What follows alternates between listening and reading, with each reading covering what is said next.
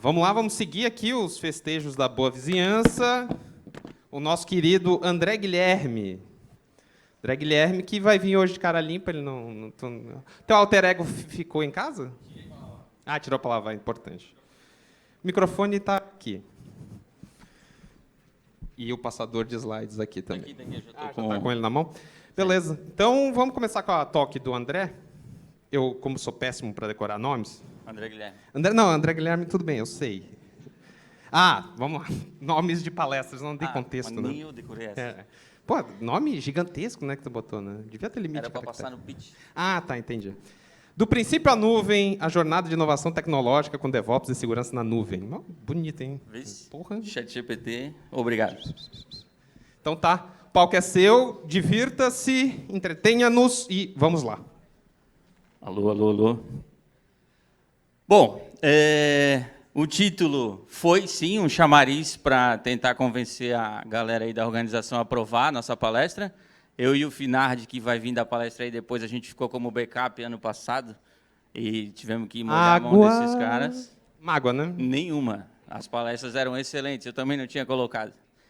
Então, a gente, no meu caso, né, refiz a palestra, tentei de novo e deu certo. Então, não desistam dos seus sonhos. Qual que é a ideia aqui, né?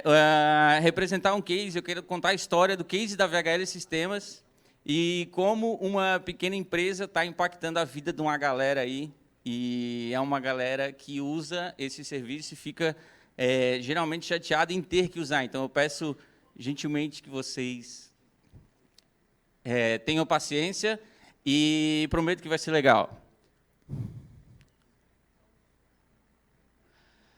Cartório. A gente fala essa palavra, todo mundo já tem arrepio, sabemos que não queremos ir no cartório, porque a gente gasta e fica triste com isso, certo?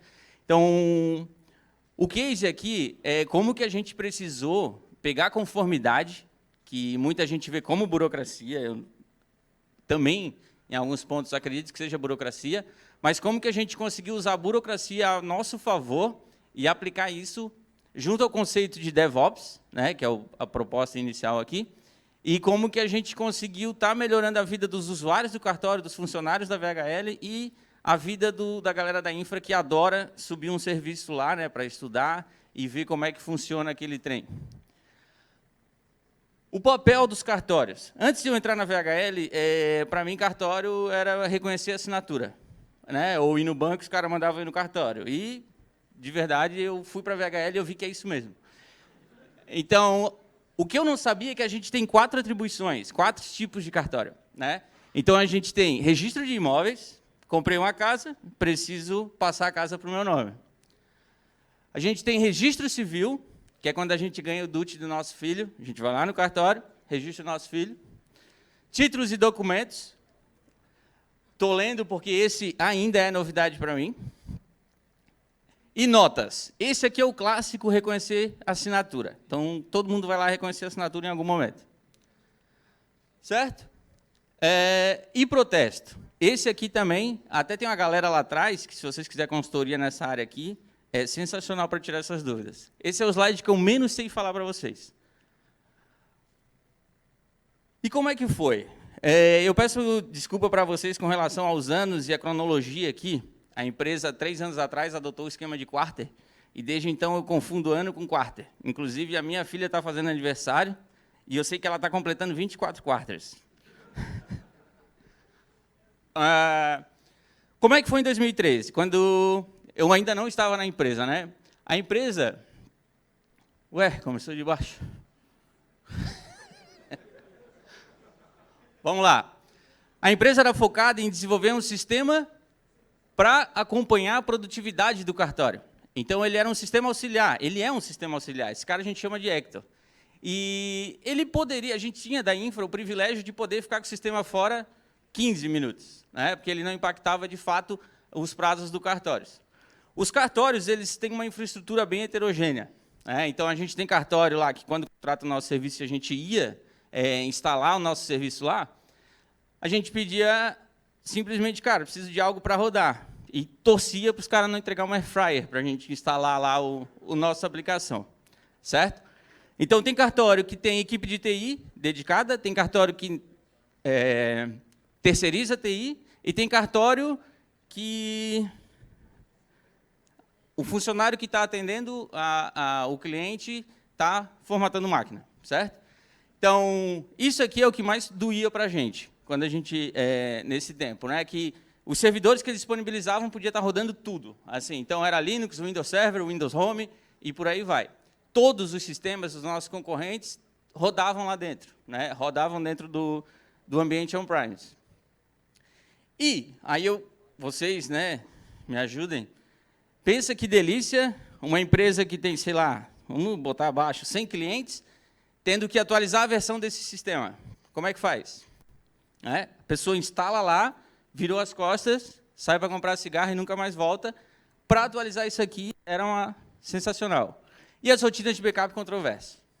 Eu vou falar controversas por dizer que eles chamavam de backup.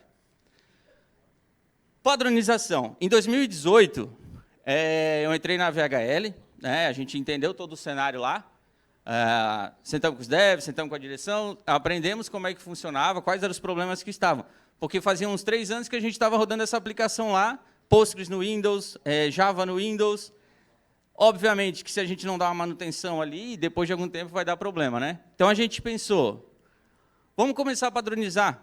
Então, o cliente que fechar com a gente vai ter que entregar o requisito mínimo de hardware, onde vai uma lista nossa que a gente já homologou e verificou. Então, a gente começou, vamos agilizar esse acesso para eu atualizar esse ambiente e não precisar de um TeamViewer, e se a gente deixar um túnel estabelecido com a infra do cartório, pelo menos com essa máquina que vai rodar a nossa aplicação, uma VPN. A gente, com essa VPN, conseguia monitorar ativamente a infra do cartório. O cara nem sabia que o disco dele estava cheio, a gente já estava avisando eles. Padronização do sistema operacional. Na época, a gente foi para o CentOS 7. Maravilhoso. E a gente também começou a ter um setup inicial já pré-estabelecido. Então, o nosso time, na época era o suporte, ele já tinha um script onde ele pegava o CentOS, baixava lá um .sh, executava e instalava tudo. E aqui começou o início da containerização. Então, a gente começou a botar nossa aplicação, né, já vinha, tudo já embarcado em containers, e, inclusive, o Postgres aqui foi embarcado em container. Funcionou bem, tá? Juro para vocês. Aí veio esse cara, pedi para o ChatGPT desenhar TI e papel, veio isso aí, ó. O que aconteceu? O provimento 74, aqui entra regulamentação, legislação, e daí aqui quem definiu esse cara, segundo o meu amigo ali, advogado, foi o CNJ. E esse provimento, ele veio, não botei o ano aqui, se eu não me engano é 2018, tá? Então, o legal é que a gente estava padronizando o nosso ambiente e veio um decreto, aí, esse provimento, dizendo o padrão mínimo de segurança que os cartórios tinham que ter. Certo? Então, os cartórios tinham que se adequar. E daí aqui a gente começa a ter uma palavra que vai repetir muito, né? O famoso CID, que é confidencialidade, integridade e disponibilidade. Certo? Não vou ler esse textão aqui, mas foi esse o ponto. E daí alguns itens do provimento. Agora que eu vi que tem... ter um plano de continuidade de negócio. Plano de continuidade de negócio. Quem veio do Helpdesk? Real aí. Helpdesk que a gente tem no coração aí. Poucas pessoas. Tá. Um plano de continuidade, para mim, era algo... Os caras estão inventando isso agora. Acabaram de inventar isso aí. Provavelmente o cara que inventou isso não trabalha com TI. Então, beleza, isso aqui já é embaçado. Adotar a política de segurança para o CID. A gente também teve a PSI, Política de Segurança da Informação. Tem que ter. A gente não tinha. Imagina os cartórios. Ter um plano de continuidade de negócio. É importante ter plano de negócio. Cópia de segurança feita em intervalos não superiores a 24 horas. Até aqui tudo bem. Um script na cron, um dumpzinho, um snapshot num Hyper-V. Já resolvia, certo? E daí aqui vem um ponto interessante, que a gente não pode ter perda maior de dados do que 30 minutos. Aí vocês pensam comigo, as contas não fecham. Se a gente não pode ter um backup superior a 24 horas, Então, todo dia a gente tem que ter um backup. Se eu for fazer meu backup às 6, o que acontece se der um problema às 3 da tarde? Às 2 da tarde? Putz, vou recuperar o backup do dia anterior. Então, aqui já era um problema na realidade dos cartórios. Deverão contar com recurso da tolerância a falhas. Eu atendi um cliente que o servidor dele ficava embaixo da mesa do atendente. E a plataforma de banco de dados deverá possuir recursos de trilha de auditoria ativado. E aqui eu peço uma reflexão. Não sei, eu sei que tem um cara do iFood aí muito foda, tive a oportunidade de trocar uma ideia com ele, esqueci o nome, peço perdão. E trilha de auditoria de banco, tudo que é escrito no banco tem que gerar um log. Isso aqui não tem um prazo definido, não está lá dizendo quanto tempo tem que armazenar isso. Então, vocês pensam tudo que é escrito no banco, o volume de informação que isso aqui gera. E daí ainda tem outro ponto que diz que eu tenho que ter backup disso aqui. Então, até aqui, as trilhas de auditoria. Então, esse aqui era um dos problemas impossíveis de resolver com uma infraestrutura local. Estou falando impossível, gente. A gente sabe que tudo é possível, né? Mas pensa o custo. Aí tinha um anexo a esse provimento. Tudo isso aí os caras colocaram. Mais alguns pontos. Energia estável. Um CPD isolado dos demais ambientes, preferencialmente por estrutura física. Lembra que eu falei que tinha servidor embaixo da máquina dos atendentes. Local térmico com refrigeração, unidade de alimentação ininterrupta, dispositivo de armazenamento físico, servidor com alta disponibilidade, roteador para controlar conexões internas e externas. Isso aqui é um resumo, tem mais itens. Tá? E daí o que acontece? A gente pegou, já tinha os devs ali, o dono da empresa é desenvolvedor também, e a gente já estava naquele, vamos para a nuvem, cara. Isso aqui tudo a gente consegue terceirizar com o Cloud Provider, a gente desenha a nossa a aplicação para já rodar em nuvem, certo? Começamos a namorar a nuvem. E aqui era uma fase que a gente estava projetando o sistema, certo? Então, os devs já estavam lá, no código, quebrando cabeça, desenvolvendo, testando, junto com o time de produto, com o cliente. Então, a gente queria ter o quê? Fluxo de atualização bem definido, escalabilidade, coisa linda, isso aqui é maravilhoso. Redução de custo com infraestrutura, ganho de performance e segurança. Certo? Beleza. E o cliente? O cliente estava de acordo? O fim do namoro com a nuvem. A gente teve problemas com os clientes, tá? Quais eram as alegações do cliente? Coisas que a gente teve que responder, que eu vi, tá? Não vou nem falar das outras áreas. E se a internet cair? Tá, o senhor tem um ponto. Vocês vão ter acesso aos meus dados? Então, a gente já tem. E os hackers? Vocês estão cientes dos hackers, né? Todas questões legítimas. Eu vou ter que pagar mensalidade para ter um servidor que eu não posso nem tocar? E o que eu faço? Essa aqui doía na veia. E o que eu faço com os servidores aqui do cartório? Um rapaz respondeu OLX e ele não está mais lá com a gente. E essa aqui parece fake, mas é verdade. Vocês estão vendo esse lance de tempestade solar? Né? Sugestão do Pantufa foi passar protetor solar nos servidores. Então, isso aqui, eu estou resumindo aqui numa brincadeira, teve esses questionamentos, né? Mas não vencemos no argumento. Tivemos que preparar nossa aplicação para ir para o local. Voltamos com o nosso ex, vamos para a infra local, só que agora vai ser diferente. VPN vai ser básico, já vai ter que ter isso aqui instalado, a gente vai monitorar, vai dar manutenção e vai atualizar. Show! Vamos ter 2 servidores, atendendo requisitos mínimos previamente calculados. Aquele contra o dedo assim, cartório, tantos usuários, precisamos de 4 GB de RAM. Mas, enfim, 2 servidores a gente já conseguia separar por aplicação de banco, por exemplo, já conseguia fazer um tuning de sistema operacional para, pelo menos, focado no serviço que ele ia rodar. Acesso restrito a VHL. Então, ou seja, ninguém do cartório vai logar no servidor lá e fazer besteira.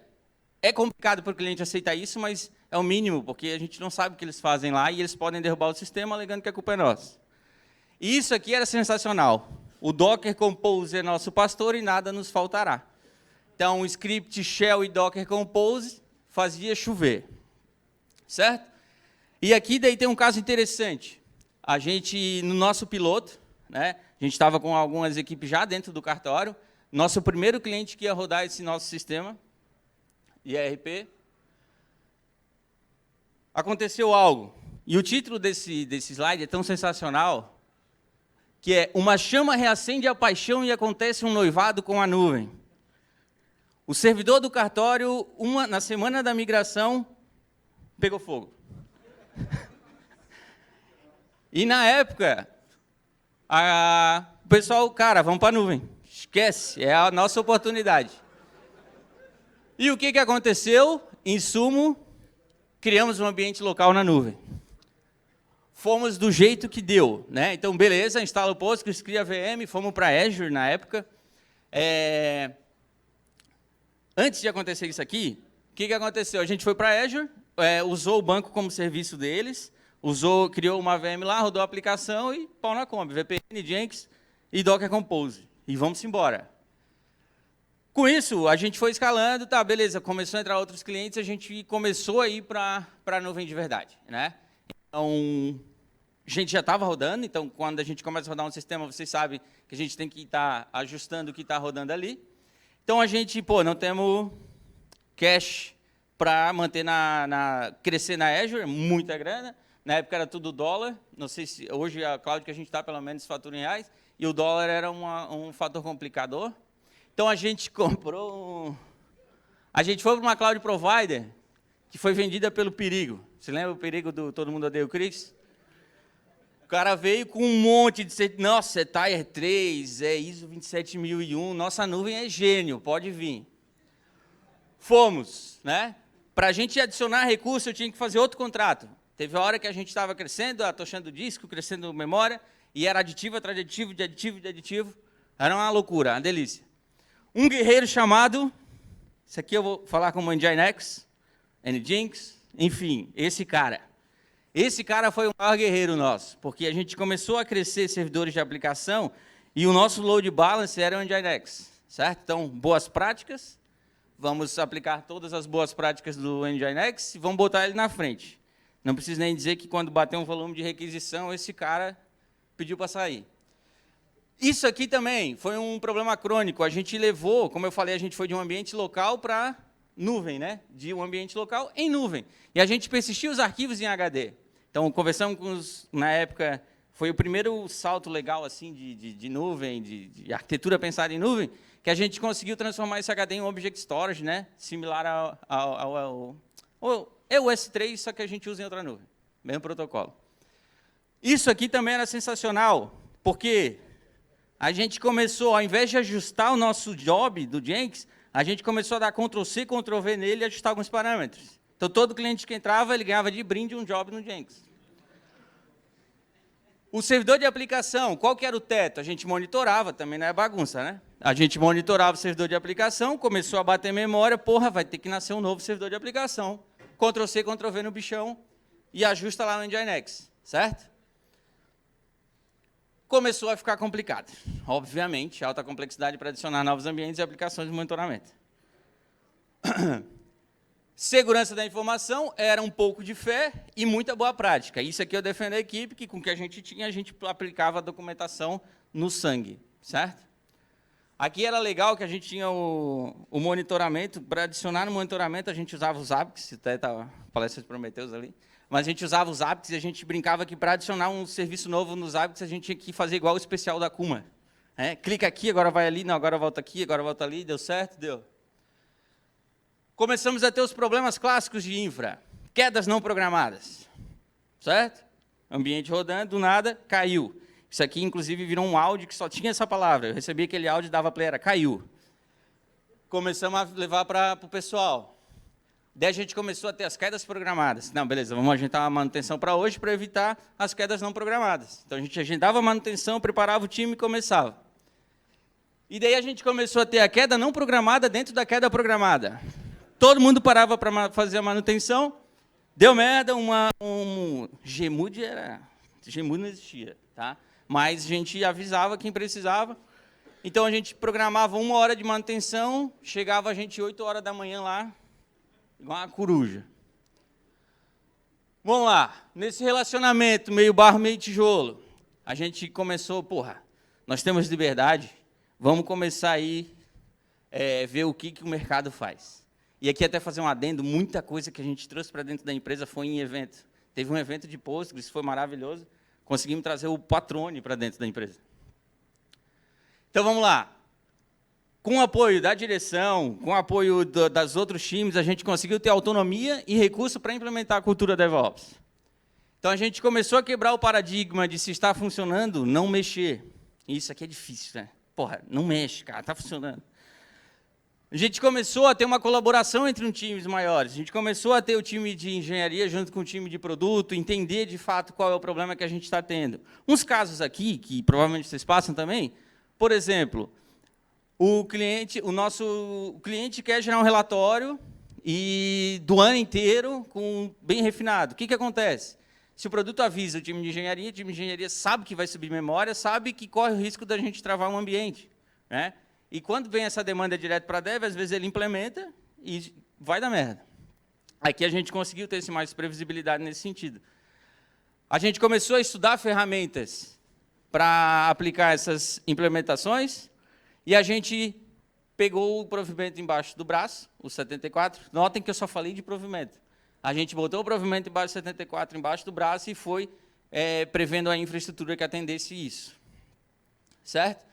E daí apareceram os parceiros do provimento 74. Aqui eu já devo estar falando de 2021, 2022. A gente trazendo os clientes para a nuvem, cada vez estava mais difícil convencer o cliente que a nuvem era o melhor caminho. Certo? Então, o ceticismo dele estava complicado. Toda vez que o comercial ia negociar com o cliente, tinha que ir alguém de infra e ficar justificando os itens. Não, pô, a gente está num data center certificado, a gente tem backup, nossa rotina de backup funciona de tal maneira. Isso aqui começou a ficar chato de resolver.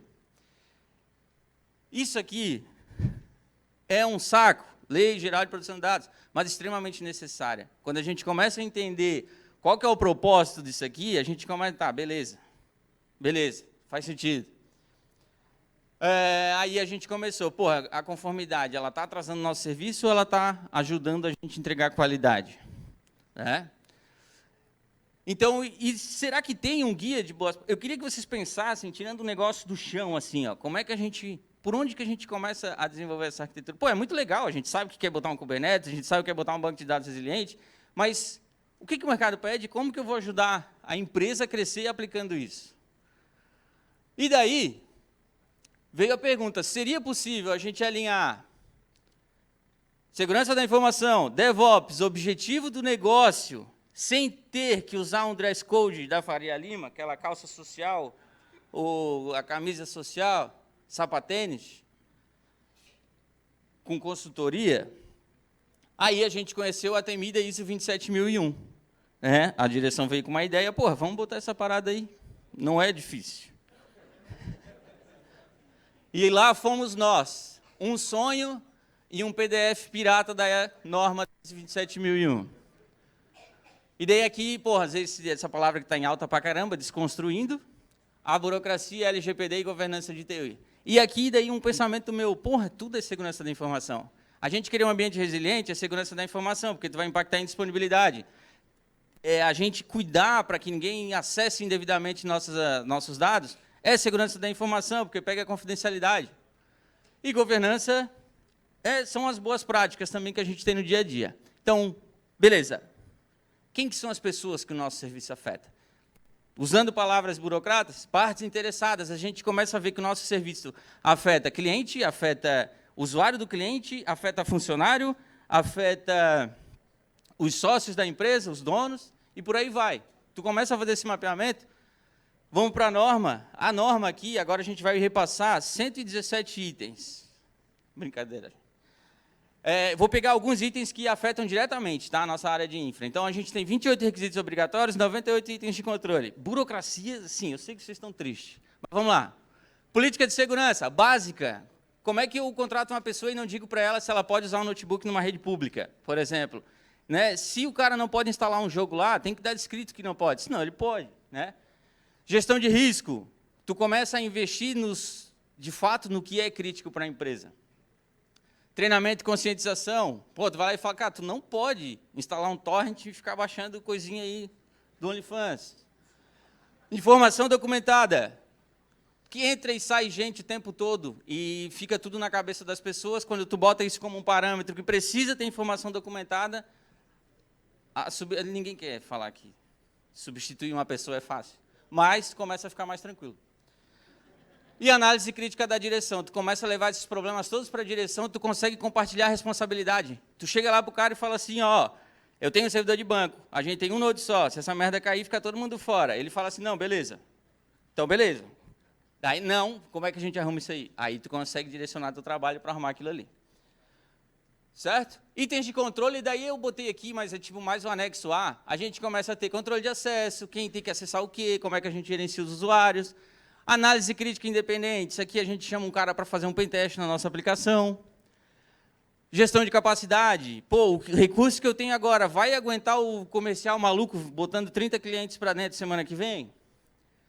Atividades de monitoramento, Promedians, melhor que tem.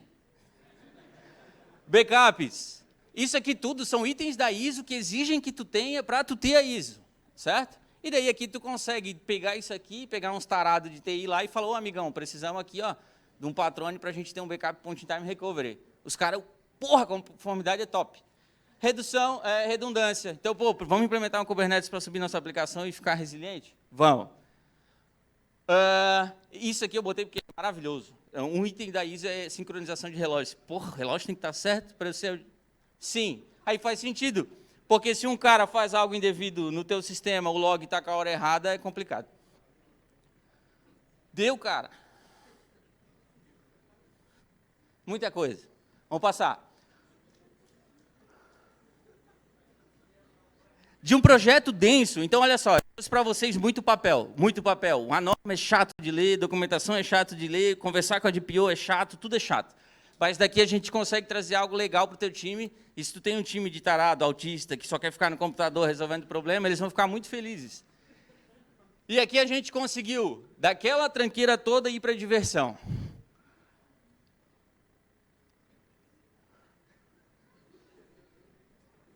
Conseguimos criar vários projetinhos que todo developer ama. Olha só quantas coisas a gente fez, tá? Por conta de conformidade, fácil de justificar com a direção. Implementamos Kubernetes, aqui a gente já inventou um load balancer e um WAF. O WAF, sensacional, ficou lá. Conseguimos implementar o Azul, então a gente consegue pegar tudo que está acontecendo de errado no servidor, mandar para o Azul. Outra tarefa maravilhosa de fazer, provisionar esse ambiente. A gente conseguiu implementar um inventário automatizado de ativo de TI. Estou dando gás que falta 3 minutos, tá? Implementação do conceito de observabilidade. Pega. Então a gente teve Prometheus, Grafana e Alert Manager, porque a ISO pede. A gente teve centralização de logs, usamos a Stack ELK do Salgado ali que estava falando. Então a gente tem Kibana, Elasticsearch, usamos a PM no Java. Implementação de novo. Funcionaram com a implementação do Azul, né? Mas é top, tá? Implementação de uma política de desenvolvimento de ciclo. Isso aqui o pessoal deu uma rinadinha, mas caiu bem. E implementação de processos e ferramentas CI/CD, porque a gente precisa atualizar, a gente precisa ter certeza que aquela parada não vai deixar o cliente fora. E implementação do SonarQube, isso aqui também teve dev brabo. Vamos lá. Está acabando o Peri, segura. Implementação de teste automatizado, também teve dev brabo. Implementação do Patrone, isso aqui foi sensacional. Achei o cara tá lá. Conversei com ele numa palestra num evento do Postgres, ele apresentou o Patrone, o time comeu o Patrone, já estamos rodando lá 60% dos clientes usando Patrone, apaixonados. Projeto de automação de rotina manual de serviço com Ansible. Começamos agora a provisionar os ambientes pensando em Infrastructure, tá? E a gente já está com os ambientes rodando lá, 70% da nossa infra está rodando automatizado. E começamos também a automatizar alguns stories de point time recovery. Resultados visíveis a olho nu. O que a gente ganhou nesse tempo? 3 incidentes em 2024. Uptime lá, Lua. Não quis botar aqui porque isso aqui dá um azar desgraçado. A gente levava... Deixa eu passar aqui, rapidão. Olha só. A gente levava, em média, 6 horas para disponibilizar uma aplicação. E a gente começou a levar 30 segundos atualmente. Ouviu um amém? A gente está em presente aqui, os atos praticados. Então, quando a gente está lá no cartório, a gente agora, o cliente que esperava 10 dias para ter uma certidão, por exemplo, ter algum procedimento do cartório, tem cartório que reportou para a gente que está fazendo em menos de 1 hora. Então, também, a gente está impactando a vida da sociedade. Isso é muito bonito de falar. Vamos. Estamos em 90% dos RIs de Santa Catarina, a gente está em 8 estados, a gente vai virar para 15. Tem um aqui que eu queria trazer. Já falei, tio. Que era esse aqui, ó. Esse aqui é meu favorito, tá? E daí aqui a gente não consegue não falar disso aqui, ó. Todo sistema que a gente vira, todo sistema que a gente coloca para dentro do nosso ambiente, a gente precisa fazer uma migração, Peri. Então, a gente tem que pegar o banco de dados do nosso concorrente, entender como é que aquilo funciona, criar os ETLs e trazer para dentro do nosso ambiente. Isso aqui, quem trabalha com dados sabe que não é tranquilo de fazer. É uma bosta. Quem sou eu, Peri? Deixei por último. Atualmente, eu coordeno o time de DevOps na VHL Sistemas, né? A gente está lá na frente de dados, Dev e Ops. Há 16 anos, a gente está derrubando o sistema e colocando a culpa na internet. Queria convidar vocês a conhecerem a VHL Sistemas. A gente tem vagas lá para Dev atualmente. A Cofops, que eu produzo conteúdo com esses duas pessoas maravilhosas. Pantufa está lá, não sei se vocês conhecem. Não vou fazer minhas considerações finais, gente, desculpa, o Peri não vai deixar. Só agradecer, tá? Botei esse urubu bombado mexendo no YAML, que foi o que a IA me deu. Mas a gente tem vaga, VHL Sistemas está contratando Dev, então quem tiver interesse, entra lá, se candidata e boa sorte, será muito bem-vinda. Palmas!